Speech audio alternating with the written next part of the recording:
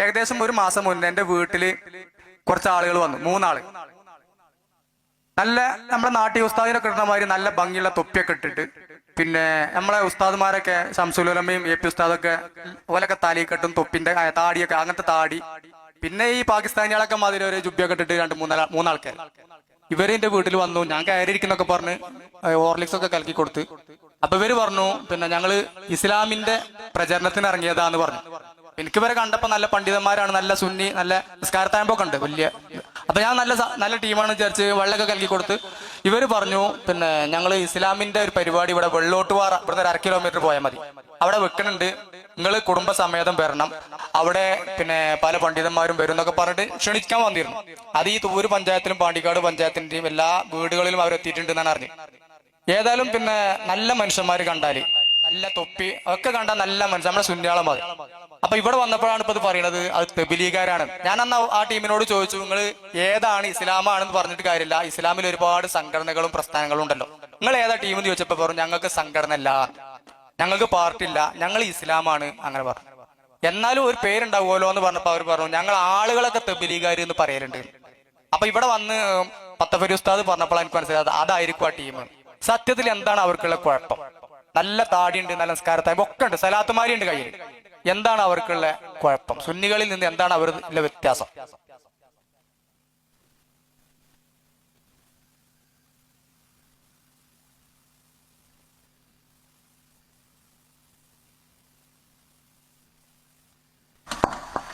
നേരത്തെ വിഷയാവതരണത്തിൽ കാര്യമായ 2-3 പോയിന്റുകൾ പറഞ്ഞിട്ടുണ്ട്. അത് കുറച്ച് ഉറുദുവിലും അറബിയിലും ഒക്കെ ഉണ്ടായിരുന്നത്. ഇനി അതൊന്ന് മലയാളത്തിലാകുമ്പോൾ ഒന്നുകൂടി സൗകര്യപ്പെടാൻ സാധ്യതയുണ്ട്. മുമ്പ് പറഞ്ഞിടത്ത് ചെറിയൊരു പോയിന്റ് കൂടെ ഞാൻ പറയാം. ഇത് ആളുകളെ പറ്റിക്കാൻ വേണ്ടിയിട്ട് ഇവർ പറയാറുള്ളത് ഞങ്ങളങ്ങനെ പ്രത്യേക പാർട്ടിയൊന്നുമല്ല, ഇതങ്ങനെ പ്രത്യേക സംഘടനയല്ല, അത് നിങ്ങളോട് ആളുകൾ പറഞ്ഞിരുന്നത് പറ്റിക്കലാണ്. ലുഹർ ജമാഅത്ത്, അസ്ർ ജമാഅത്ത് എന്നൊക്കെ നമ്മൾ പറയില്ലേ, അതേപോലെ ഒന്നാണ് തബ്ലീഗ് ജമാഅത്ത്. അല്ലാതെ ഇത് പ്രത്യേകിച്ച് സംഘടനയും പാർട്ടിയൊന്നും അല്ല എന്നാണ് ഇവർ കുറച്ച് മുമ്പ് വരെ പറഞ്ഞത്. ഇപ്പൊ ചോദ്യകർത്താവിന്റെ ശൈലി മനസ്സിലായി, തബ്ലീഗ് എന്ന് ഞങ്ങളെപ്പറ്റി പറയും എന്നവർ സമ്മതിച്ചിട്ടുണ്ട്. അതങ്ങനെയാണ്, കുറച്ചൊക്കെ കഴിയുമ്പോൾ എല്ലാം പുറത്ത് ചാടുമല്ലോ. എന്ന് മാത്രമല്ല, കുറച്ച് മുമ്പൊക്കെ തബ്ലീഗിനെ പറ്റി പഠിക്കണമെങ്കിൽ ഉറുദു തന്നെ വേണ്ടിയിരുന്നു. ഇപ്പം മലയാളത്തിൽ ധാരാളം ഗ്രന്ഥങ്ങൾ സുന്നികൾ ഗണ്ണിച്ചുകൊണ്ട് തന്നെ അവർ ഇറക്കിയിട്ടുണ്ട്. അതുപോലെ പൊതുവേദിയിൽ വരെ ക്ലിപ്പ് കിട്ടാൻ വേണ്ടിയിട്ട് കുറേ കഷ്ടപ്പെട്ടിട്ടുണ്ട്. ഇപ്പം അതേ സമയത്ത് അവരുടെ പ്രസംഗങ്ങളിലൊക്കെ ഈ വഹാബിസത്തിൻ്റെ ആശയങ്ങൾ തുറന്നു തന്നെ വരുന്നുണ്ട്. അപ്പം അതിൽ ഒരു ക്ലിപ്പ് ഞാൻ ആദ്യം ഇട്ടുതരാം. അതായത് തബ്ലീഗ് ജമാഅത്ത് എന്ന് പറഞ്ഞാൽ അതൊരു സംഘടനയൊന്നും അല്ല. താമസമുണ്ടോ? തബ്ലീഗ് ജമാഅത്ത് എന്ന് പറഞ്ഞാൽ അത് സംഘടനയൊന്നും അല്ല. അതേ സമയത്ത് ആളുകൾ പണ്ഡിതന്മാർ നിങ്ങളെ പറ്റിച്ചതാണ്. ഇതിങ്ങനെ ലുഹർ ജമാഅത്ത്, അസ്ർ ജമാഅത്ത് അത് കഴിഞ്ഞാൽ പിന്നെ ഉണ്ടാവൂല, അങ്ങനെയുള്ളൂ എന്ന് പറഞ്ഞിട്ട് സംഘടന ഇല്ല എന്നാണ് പറഞ്ഞത്. പക്ഷേ അവരുടെ രേഖകളിലും പ്രസംഗങ്ങളിലൊക്കെ പിന്നീട് അവർ പറയേണ്ടി വന്നു, ഇതര പ്രസ്ഥാനങ്ങളെയും ഇതിനെയും പഠിച്ച സ്ഥിതിക്ക് എന്ന് പറഞ്ഞാൽ തബ്ലീഗും ഇതര പ്രസ്ഥാനങ്ങളും നഷ്ടപ്പെട്ടു പോയ തീരെ തിരിച്ചു കിട്ടണമെങ്കിൽ തബ്ലീഗ് ചേരില്ലാതെ വേറെ ഒരു മാർഗമില്ല. ഇനി ചെറിയ സാമ്പിള് തബ്ലീഗ് ജമാഅത്ത് കേരളത്തിലേക്ക് കൊണ്ടുവന്ന ഞാൻ തുടക്കത്തിൽ പറഞ്ഞല്ലോ, 921 വഹാബിസം വന്നു. 941 ഓഗസ്റ്റ് 25-26 ജമാഅത്ത് ഇസ്ലാമി നിലവിൽ വന്നു. ആ നിലവിൽ വന്ന ജമാഅത്ത് ഇസ്ലാമി അതേ കാര്യത്തിൽ തന്നെ ഹാജി മുഹമ്മദ് അലി സാഹിബ് എന്ന് പറയുന്ന ആള് അയാൾ വളാഞ്ചേരിയിൽ കൊണ്ടുവന്നു. അത് പിന്നെ കുറ്റ്യാടിയിലേക്ക് മാറ്റം വരുത്തി.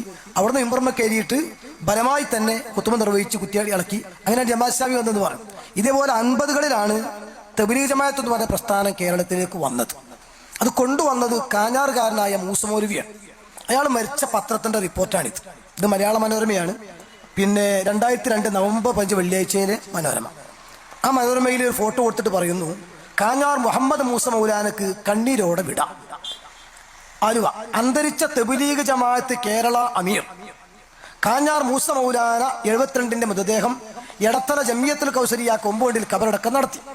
തബ്ലീഗ് ജമാഅത്തിന്റെ പ്രവർത്തനം കേരളത്തിൽ ആരംഭിച്ചത് മൂസ മൗലാനയുടെ നേതൃത്വത്തിൽ ആയിരുന്നു.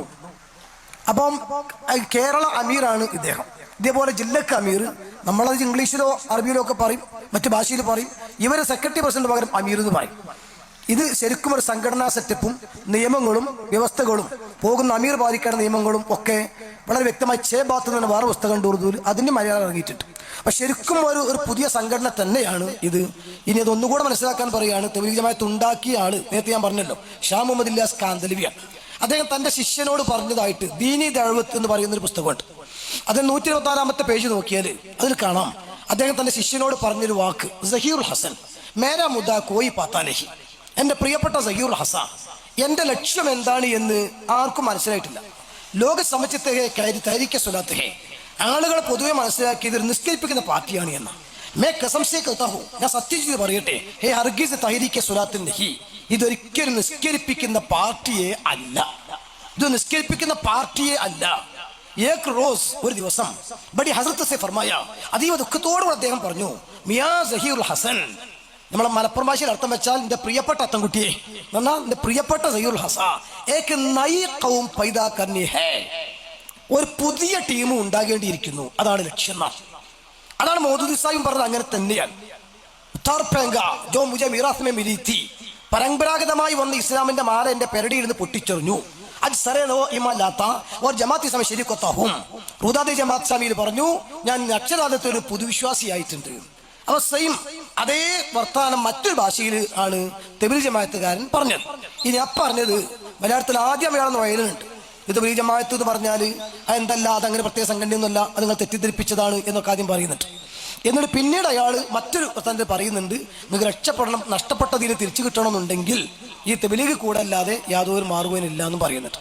അത് ആ രണ്ടു നൂറ്റർക്ക് പോയതല്ല, ഇങ്ങനെയുള്ള ജമാഅത്ത് കൂടെയാണ്. അവർ തബ്ലീഗ് ജമാഅത്തായിരുന്നു, മറ്റാവശ്യത്തിന് പോയതല്ല. ഇങ്ങനെയുള്ള ജമാഅത്തിന് ഉറുദുവിൽ തബ്ലീഗി ജമാഅത്ത് എന്ന് പറയും. അസറിന്റെ ജമാഅത്ത്, ലുഹറിന്റെ ജമാഅത്ത് എന്നൊക്കെ പറയും പോലെ, സലാം വീട്ടുന്നവരെ ഇമാമിനനുസരിച്ച് പോകുന്നത് പോലെ എത്ര ദിവസത്തേക്കാണ് ഈ ജമാഅത്ത് പോകുന്നത് അത്രയും ദീനിന്റെ വിധി അനുസരിച്ച് അമീറിനനുസരിക്കണം. അത് തിരിഞ്ഞു കഴിഞ്ഞാൽ പിന്നെ ജമാഅത്ത് ഉണ്ടാവില്ല. ഇങ്ങനത്തെ ജമാഅത്ത് ഇപ്പോൾ ഏകാടിസ്ഥാനത്തിൽ എത്രയോ ഉണ്ട്, കണക്കാക്കാൻ കഴിയില്ല. ഇത് ഒരു സംഘടനയാണ് തെറ്റിദ്ധരിച്ചതാണ് ഒന്നാമത്തെ തെറ്റ്.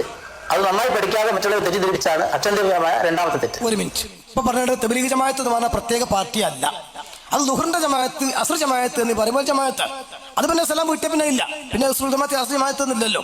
ഇതൊരു പ്രത്യേക പാർട്ടിയാണ് എന്ന് നിങ്ങളെ തെറ്റിദ്ധരിപ്പിച്ചതാണ് എന്നാണ് ഇന്നും ജീവിച്ചിരിക്കുന്ന തബ്ലീഗ് ജമാഅത്തിന്റെ സ്റ്റേറ്റിലെ വലിയ ലീഡറായ ചെറുപോൽ ഖൈർമലി പറഞ്ഞത്. മരണ റിപ്പോർട്ട് മനോരമയിലാണ് ഞാൻ വായിച്ചത്. കേരള അമീർ അങ്ങനെ ഉണ്ടോ, കേരള അസർ ഇമാം, കേരള ലുഹർ ഇമാം, അങ്ങനെ പരിപാടി തസ്തിക എവിടെയെങ്കിലും കേട്ടിയോ? അല്ലെ ആ ഒരു മനസ്സിലാക്കാൻ വേണ്ടിയിട്ട് പറയാണ്.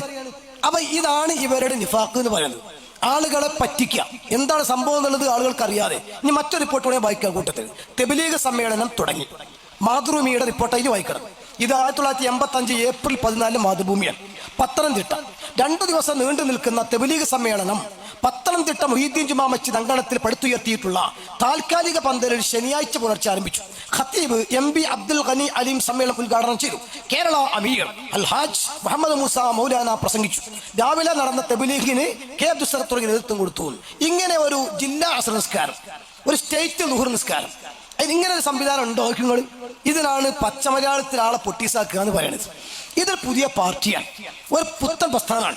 ഉണ്ടാക്കിയ ആളെ ലക്ഷ്യം പറയുന്നു, ഉണ്ടാക്കിയ ആൾ മരിച്ചപ്പോഴും പറയുന്നു, പങ്കെടുത്തപ്പോഴും പറയുന്നു കേരള അമീർ.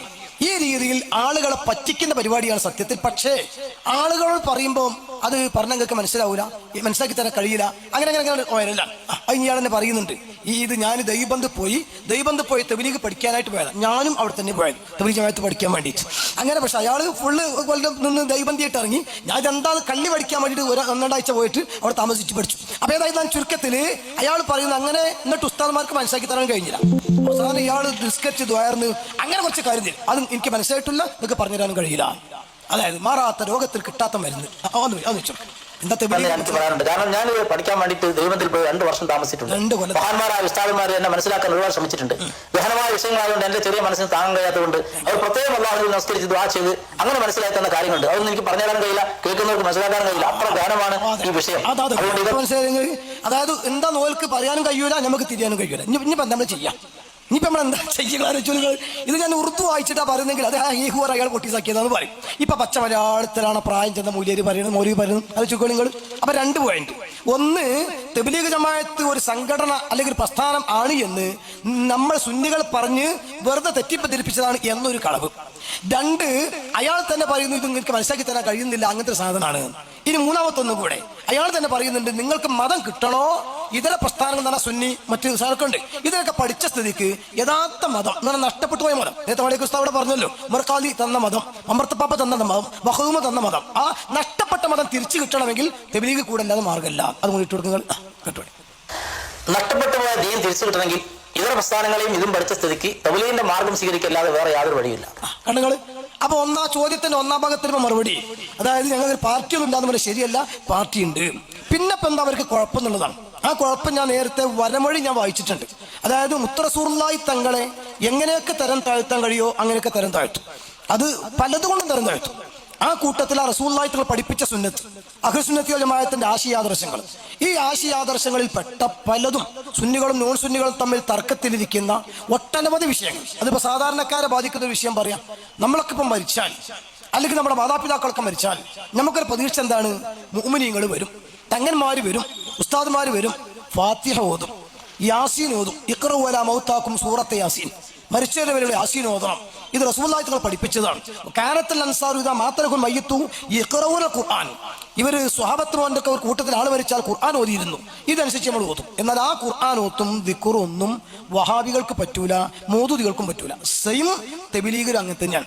ഉറുദുവിൽ ഫത്താവ റഷീദിയ എന്ന സാധനം അതിലത് പറഞ്ഞിട്ടുണ്ട്. ഇനി മലയാളത്തിൽ നമ്മളെ കൗസരി മൗലവിയുടെ പ്രസംഗം കൂടെ കേട്ടോളൂ. നിങ്ങൾ മരിച്ചവർക്ക് ഖുർആൻ ഓതിയിട്ട് അതേ ചെയ്യാവുന്ന പരിപാടി എവിടെ ഇല്ലാത്തതാണ്. സാമ്പിൾ രണ്ടെണ്ണം ഇപ്പം ഞാൻ ഇടുള്ളൂ, പിന്നെ ബാക്കിയും ചോദ്യം വരെ നമുക്ക് നോക്കാം. വന്നിട്ട് ാണെങ്കിൽ നബി സല്ലല്ലാഹു അലൈഹി വസല്ലമ തങ്ങളിൽ നിന്നോ സഹാബത്തിൽ നിന്നോ മരിച്ചുപോയ ആൾക്ക് ജീവിച്ചിരിക്കുന്ന ആളിൽ നിന്ന് ഉണ്ടാകാത്ത ഒരു അമലാണ് ഖുർആൻ ഓതി പാരായണം ചെയ്ത് ഹദിയ ചെയ്യുക എന്നുള്ളത്. നബിയിൽ നിന്നുണ്ടായിട്ടില്ല, സഹാബത്തിൽ നിന്നുണ്ടായിട്ടില്ല. നബി തങ്ങളും പഠിപ്പിച്ചിട്ടുണ്ട്, സ്വഹാബത്തും ചെയ്തിട്ടുണ്ട്. ആ ചെയ്തതാണ് അർറുഹ് എന്ന കിതാബുണ്ട് ഇബ്നു ഖയ്യിമിന്റെ. ആ കിതാബിൽ ഈ വാർത്ത ഞാൻ വായിച്ചത്. കാനത്തുൽ അൻസാറു ഇദാ മാതലഹുൽ മയ്യിത്തു യഖ്തലിഫൂന ഇലാ ഖബ്രിഹി യഖറഊനൽ ഖുർആൻ. ₹1.25 വില വരുന്ന ഇസ്ലാഹി പ്രസ്ഥാന ചരിത്രത്തിൽ എന്ന പുസ്തകത്തിൽ ഇബ്നു തൈമിയ്യക്ക് ശേഷം ഇസ്ലാഹി പ്രസ്ഥാനത്തിന്റെ പതാകവാഹകനായി എന്ന് ഗുഡ് സർട്ടിഫിക്കറ്റ് നൽകപ്പെട്ട ആളാണ് ഇബ്നു ഖയ്യിം. അയാൾ അർറുഹിലാണ് പറഞ്ഞിരിക്കുന്നത്, ബഹുമാനപ്പെട്ട അൻസാരികൾ എന്ന് പറഞ്ഞാൽ രണ്ടു ഉസ്താദ് ഓർമ്മപ്പെടുത്തിയല്ലോ, വസാബിഖൂനൽ അവ്വലൂന മിനൽ മുഹാജിരീന വൽ അൻസാർ വല്ലദീന തബഉഹും ബിഇഹ്സാൻ റളിയല്ലാഹു അൻഹും വറളു അൻഹു. അല്ലാഹു പൊരുത്തപ്പെട്ട ടീമാണ്. ആ ടീമിൽ ഒരാൾ മരിച്ചാൽ അവർ മരിച്ചവർക്ക് വേണ്ടിയിട്ട് ഊഴം വെച്ച് ഖുർആൻ ഓതിയിരുന്നു. ഇത് വളരെ സുവ്യക്തമാണ്. പക്ഷേ അത് മുജാഹിദിന് അലർജിയാണ്, ജമാഅത്ത് ഇസ്ലാമിക്ക് അലർജിയാണ്, തബ്ലീഗ് ജമാഅത്തിനും അലർജിയാണ്. ഇനി ഒറ്റ ഒരു കാര്യം കൂടെ പറയട്ടെ. മരിച്ചു കഴിഞ്ഞാൽ ആ മരണപ്പെട്ട ആളുകളുള്ള ബാധ്യത എന്ന രീതിയിൽ ബന്ധപ്പെട്ടവർ നടത്തുന്ന ഒന്നാണ് അവർക്ക് വേണ്ടിയുള്ള സ്വതക്ക. അത് വെള്ളം കൊടുക്കും, ഭക്ഷണവും കൊടുക്കും, രണ്ടും. നേരത്തെ ഏറെ ഉസ്താദ് ഇവിടെ പറഞ്ഞു, സയ്യിദ് അല്ലാഹു തആലയുടെ ഉമ്മ മരണപ്പെട്ടു, ഇന്ന ഉമ്മി ഉഫ്തുലിത്തത്ത് എന്ന് പറഞ്ഞപ്പോൾ വെള്ളം കൊടുക്കാൻ ആവശ്യപ്പെട്ടു. കിണർ കുത്തി ഹാദിഹി ഉമ്മി സഅദീൻ. അങ്ങനെ നീര് രൂപത്തിൽ അല്ലെങ്കിൽ ദ്രാവക രൂപത്തിൽ വെള്ളം കുടിക്കാൻ സ്വഹാബത്തിനെ കൊടുക്കാൻ നബിത്തങ്ങൾ പ്രേരിപ്പിച്ചു. സമസ്ത പ്രേരിപ്പിച്ചാലും നബിത്തങ്ങൾ പ്രേരിപ്പിച്ചതാണ്. ഇനി മുത്തറസൂലിനെ തന്നെ ഇമാം ബുഖാരി ഉദ്ധരിക്കുന്ന ഹദീസിലുണ്ട്, ആയിഷ ബീവി പറയുന്നു, മാ ഖിർതു അലാ അഹദി മിൻ നിസാഇ നബി സല്ലല്ലാഹു അലൈഹി വസല്ലം മാ ഖിർതു അലാ ഖദീജത. മുത്തനബിയുടെ ഭാര്യമാരുടെ കൂട്ടത്തിൽ നിന്ന് ഖദീജ ബീവിയോടുള്ള അത്ര സ്നേഹം വേറെ ഒരു ഭാര്യയോടും എനിക്കില്ല. ഒമാർ ആയിത്തുക, ഞാനാണെങ്കിൽ ഖദീജ ബീവിയെ കണ്ടിട്ട് പോലും ഇല്ല. എന്റെ പിന്നെ സ്നേഹത്തിന്റെ കാരണം യുക്സിറു ദിക്റഹ, മരിച്ചുപോയ ഖദീജ ബീവിയുടെ മഹത്വങ്ങൾ മുത്ത് മുസ്തഫ മുഹമ്മദ് റസൂലുള്ളാഹി തങ്ങൾ ഇടയ്ക്കിടയ്ക്ക് ഇങ്ങനെ പറഞ്ഞുകൊണ്ടിരിക്കും. ചിലപ്പോൾ ആടിനെ അറുക്കും, പിന്നീട് അതിനെ പീസായി മുറിക്കും. പിന്നെ ഖദീജകളുടെ ഫ്രണ്ട്സുകളെ നോക്കിയിട്ട് മുത്തനബി കൊടുത്തുവിടും. അവൻ ഭക്ഷണം കൊടുക്കുക, വെള്ളം കൊടുക്കുക, മരിച്ചവർക്ക് സ്വതക്ക കൊടുക്കുക. ഇത് റസൂലിനെ പഠിപ്പിച്ചതാണ്, സ്വഹാബത്ത് കാണിച്ചതുമാണ്. അതാണ് അനുസരിച്ച് ഞാനും എന്റെ അനുജന്മാൻ ചെയ്തത് എന്നാൽ അതനുസരിച്ച് സുന്നികൾ ചെയ്യുന്നത്. ഇത് മുജാഹിദ് ചെയ്യാറില്ല, ജമാഅത്ത് ചെയ്യാറില്ല. തബ്ലീഗിന്റെ മൗലവിയെ കണ്ടോളൂ നിങ്ങൾ. ക്ലാസ് ഇങ്ങനെ എടുത്തിങ്ങനെ കൊണ്ടുവന്നിട്ട് പറയുന്നുണ്ട്, മരിച്ചു കഴിഞ്ഞാൽ പിന്നെ നമ്മൾ എന്താ ചെയ്യാം? അപ്പൊ സാധുക്കൾ പറഞ്ഞു ദ്വാരക്കുന്ന ദ്വാനെ പെട്ടെന്ന് എതിർക്കാൻ വയ്യ. അപ്പൊ ഇയാൾ പ്ലേറ്റ് മറിച്ചിട്ട് പറയുന്നത് ദ്വാരക്കും. നമുക്ക് സാപ്പാടില്ലാത്ത ദ്വാരല്ല, എന്നിട്ട് സാപ്പാട് മക്കളെ കയറി, എന്നിട്ട് ആ സാപ്പാടിനെ എതിർക്കാൻ. ഒന്ന് കേട്ടോളൂ, തെബലീഗർ അങ്ങനെയൊന്നുമില്ല, സുന്നിയാൾ തന്നെയാണ്.